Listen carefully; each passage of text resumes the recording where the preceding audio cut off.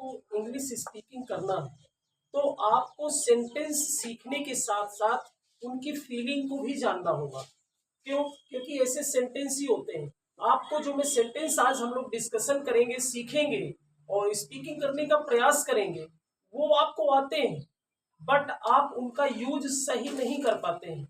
अगर आप करते हैं नहीं करते हैं, ये जानने के लिए आपको वीडियो में अंत तक रहना होगा। बहुत अच्छी जानकारी है और ये इंग्लिश के पर्पज से।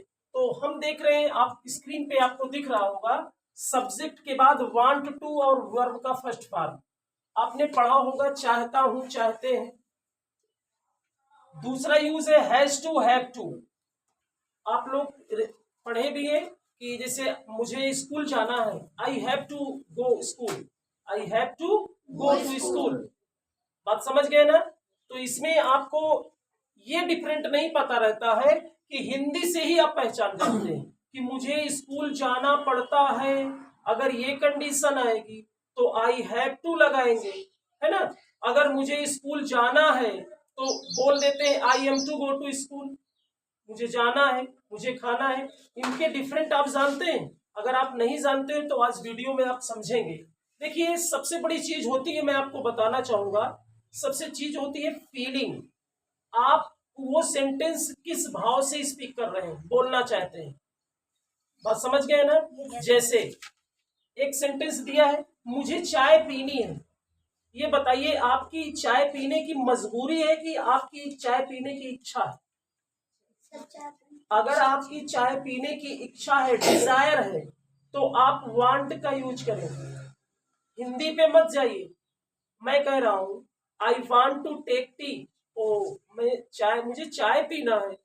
चाहे मुझे चाय पीना है बोलिए, या मैं चाय पीना चाहता हूं। चाहता हूं क्या सेंस दे रहा है? यानी आपकी इच्छा है। जैसे I want to drink water, मैं पानी पीना चाहता हूं, यानी ये क्या है? मेरी फीलिंग, मेरी डिजायर है, मेरी इच्छा है। लेकिन मुझे जैसे बोल दिया गया मुझे चाय पीनी है, यानी कि मैं चाय पीता नहीं हूं लेकिन पापा मुझे जबरदस्ती चाय पिलाते हैं। तो वहां पे आपको सेंटेंस बोलना होगा I have to take tea. I hope आपको क्लियर हो रहा होगा। तो सेंटेंस में आते हैं और फिर प्रैक्टिस करते हैं। जैसे देखिए बेटा, मुझे चाय पीनी है, ठीक है ना। तो मैं ये फार्मूले दो दिया हूं, लेकिन दोनों फार्मूलों में मैं आपको डिफरेंट भी बताऊंगा, ठीक है ना। मुझे चाय पीनी है तो आप आई हैव, अगर आपने आई हैव लगा दिया, I have to take tea आपने लगा दिया, तो इसका सेंस क्या निकलेगा बेटा?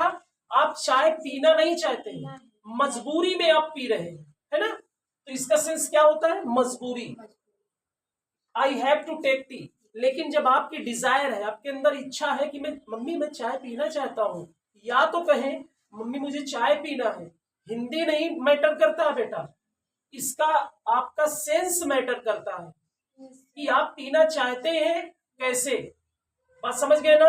जैसे आपको बोल दिया जाए यू मे गो नाउ, अब तुम जा सकते हो। बात समझ गए ना? यू कैन गो, पहले फेस इंप्रेशन देखो, यू कैन गो। इसमें क्या आ रहा है? थोड़ा सा गुस्सा आ रहा है और उसको भगाया जा रहा है, इसीलिए इसका यूज होता है। और मे क्या होता है बेटा?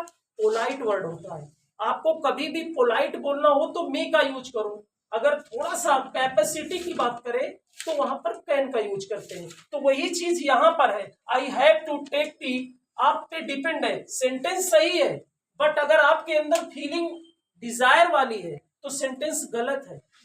बात समझ गए ना? तो यहाँ पर क्या होना चाहिए?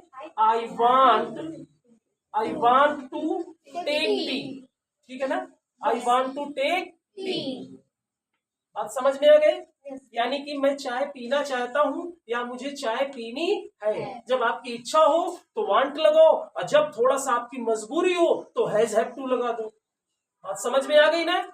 इजी दोनों है, लेकिन दोनों का यूज आपको कंफ्यूज करता था कि नहीं? तो अब देखिए, इसमें देखिए, मुझे गीत गाना है। हो सकता है आपको गीत गाना आता ही ना हो, लेकिन आपको सीख करके उसको बोलना है। तो आप किसी से बोलेंगे I have to sing a song, I have to sing a song, मुझे एक गीत गाना पड़ता है प्रत्येक दिन, वहां का कस्टम है। बात समझ गए ना? तो इस कंडीशन में आप हैज टू लगाएंगे। हैव टू मैंने बताया है, और हैज टू कहां बेटा लगेगा? ये सिंगुलर के साथ लगेगा। किसके साथ लगेगा? सिंगुलर। सबसे बड़ी चीज होती है, जब तक आप सब्जेक्ट सिलेक्ट नहीं करेंगे तब तक सेंटेंस आपका सही नहीं हो पाता है। वहीं पर आपकी टंग स्लिप हो जाती है और गलत कर देते हैं। आई एम लगाना चाहिए तो आई इज लगा दे रहे हैं, है ना? क्योंकि आपकी आदत बनी है, हैबिट है। ही इज, यू आर, है ना? तो ये सब चीजों को ध्यान देना है। अब देखिए, जैसे मुझे गीत गाना है तो इसमें क्या बेटा होगा? I have to sing a song. लेकिन अगर आपको गाना है, जैसे आप स्कूल में आए, आपको प्रस्ताव प्रपोजल आया, anybody want to sing a song, कोई गीत गाना चाहता है? तो बोलेंगे अरे सर मैं गीत गाना चाहती हूँ, सर मुझे गीत गाना है, सर मुझे गीत गाना है। तो वहां पर आपको ये कोई जरूरी नहीं कि ये फार्मूला रखा है तो यहाँ पर ये हैज टू हैव टू ही आएगा। बस मैं आपको बताया हूं डिफरेंट। अगर आपकी इच्छा होगी तो आप यूज करेंगे want to. I want to sing a song, मैं एक गीत गाना चाहता हूं या मुझे एक गीत गाना है। ठीक है ना? जैसे मुझे गोलगप्पे खाने हैं, बताइए मुझे गोलगप्पे खाने हैं। अच्छा,